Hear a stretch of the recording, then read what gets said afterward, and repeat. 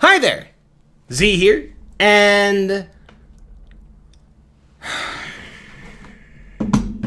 to be honest with you guys, I'm creatively bankrupt. I'm just so tired from head to toe because for the past couple weeks I've been doing nothing but mowing the lawn, raking about 18 bags of leaves, and shoveling about 3 feet of snow. Welcome to South Dakota winter. So forgive me, I can't do the original, cracking jokes and talking about the game because I just don't have it in me. So if it's okay with everybody here, can we just sit in silence for a couple minutes? I know some of you will say, well, just skip it then, but fuck you. It's tradition, and I'm keeping with it, and also YouTube likes longer videos. So if we could all just sit here for 1 to 2 minutes, if you want to skip this and go right to the review, you can. But let's just sit here and just relax, okay? I think that's the best thing that we can do here.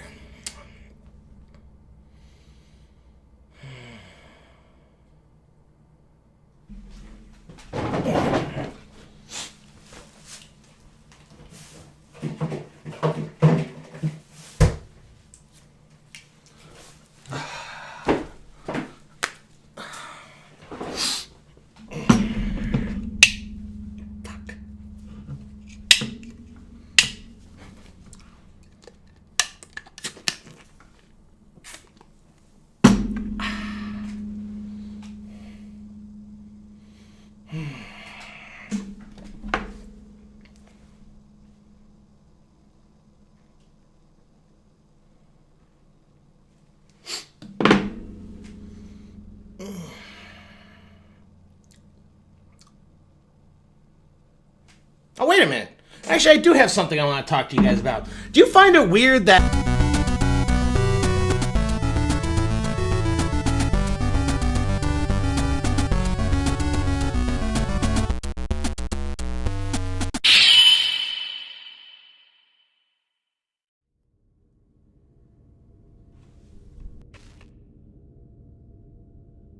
Deep Rock Galactic is a game that's been in early access for damn near 2 years now and is developed by Ghost Ship Games and published by Coffee Stain.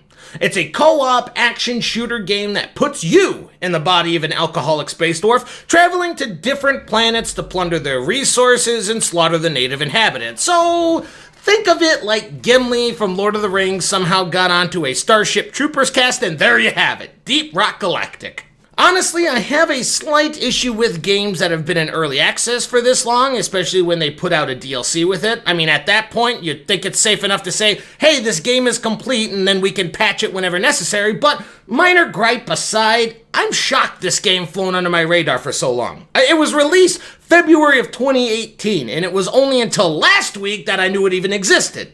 I thought any games with this much facial hair, double chins, and alcohol consumption would automatically just be installed on my Steam, but looks like I gotta start stalking Gabe again because apparently we didn't have a fucking understanding last time this happened.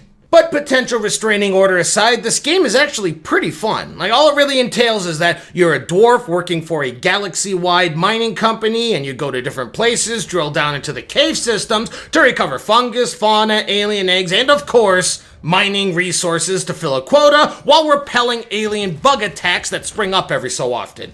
Once you fill your quota and either complete the side quest or ignore it like your herpes infection, go to the designated pickup point fighting off waves of bugs trying to stop you, and bada bing bada boom, you get paid and you return to the game's hub to relax. Now I know some of you are probably saying, so it's kinda like Minecraft?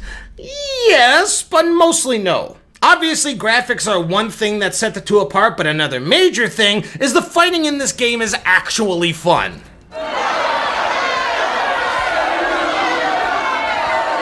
You'll be mining resources when the boss man comes up and says, grab your cocks and pull up your socks, there's a shitload of them coming after you, or whatever he actually says. And then 30 seconds later you have a swarm of tiny bugs and massive armored ones and flying acid spitting ones coming straight for you.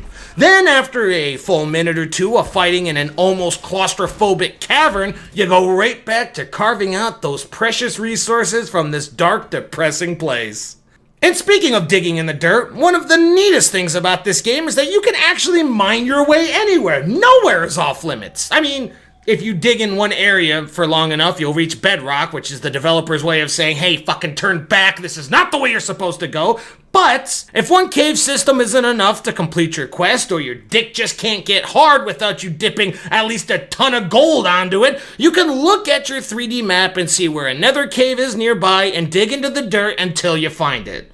Or, let's just say that one objective is several feet below you in another cavern and you're too lazy to find the actual correct way to go. So, you dig down and you reach that specific area after you fall and nearly kill yourself because it really didn't occur to you that you were digging to the ceiling of that system because you barely made it through high school and you were about 12 IQ points shy for forgetting how to breathe. You get to your objective and you complete your quest. It is really interesting that it's all left up to you on how you'd like to navigate your way through the entire system. Are you going to go the right way, or are you just going to keep digging until you find what you need?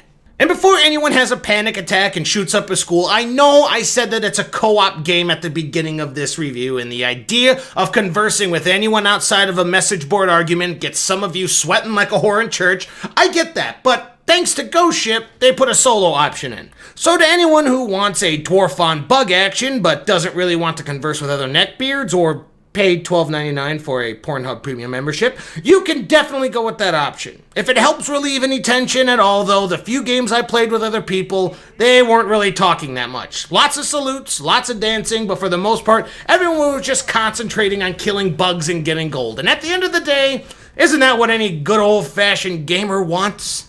And I imagine some of you are beginning to wonder now, hey, wouldn't this just get really boring if you gather the same resources and the same miner in the same area over and over again? And yeah, it would be boring if that was the case, but the game breaks up the monotony with not only having different missions to choose from, from gathering resources to collecting fossils or just defending a point from wave upon wave of attackers, but they also have 4 different roles for you to choose from. You have a gunner, a massive damage dealer of the group who can set up zip lines for everyone to use, the scout, who is a faster character and can light up the entire cave with his flare gun, the engineer, an obligatory class that sets up turrets and creates platforms to help other people get to harder reach areas, and the driller, a dwarf that carries a flamethrower and eats rock like a chainsaw eats through a human sternum. I have been told not to complete that joke from my legal counsel, but you guys understand what I'm saying. You have a definite colorful crowd to try to choose from. It would probably take at least 2 hours for the gameplay to start getting stale, because that's how they get you. That's how they get you. No more refunds for you. You played 2 hours. Fuck you. And hey, if you need a break away from the mindless violence, I'm not sure anyone's ever used that statement before, but we'll just keep moving on with this. Might I interest you in walking around the hub? We got drinking, we got dancing, we got depressive walks through those who have died in the pursuit of gathering precious resources on alien planets. We got barrel kicking. Just a good old time. Who wants to kill giant bugs when you got some barrel kicking? Yeah, I'm not sure why it's here either, but one thing that they do have in the hub is what every other co-op multiplayer has, customization. Yeah, you got different costumes, beard styles, hats, weapons, traits, perks, and everything else in between, but I know what you're all waiting for. I mean, let's talk about the microtransactions. We've talked about all the fun stuff. We talked about killing bugs and dancing and drinking. But let's be adults now, okay? Let's pull out our calculators and see how much extra money that you'll drop on this. I mean, we all knew it was coming. We can't just talk our way around a fun game that has little to no issues without knowing the money scheme behind it. So, what? What are the money tiers? What can I buy with them? How much of a discount will they give me for the $100 pack? Well, it's all very simple. There is no money microtransactions in this game. Cue the confetti!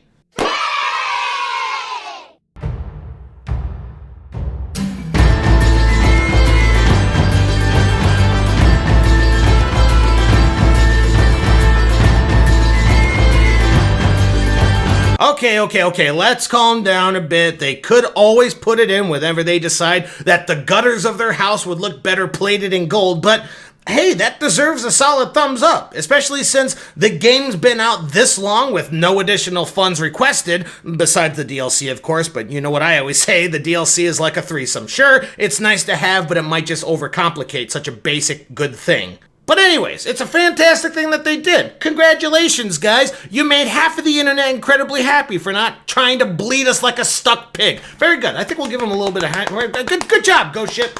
Good job, Ghost Ship. Coffee Stain, whoever's idea it is. Good job. But taking everything into consideration, this is a very good game. Like some games I've played in the past, I did my due diligence of like 5 to 7 hours to get a good grasp of the game before making the review, but I'm already in the double digits for this game. There's just something that's so aesthetically pleasing about mining a vein of rare materials in this cramped caving system, with the light of the flares gleaming not only the surrounding gold and gems, but the hungry eyes of the aliens waiting for their next move.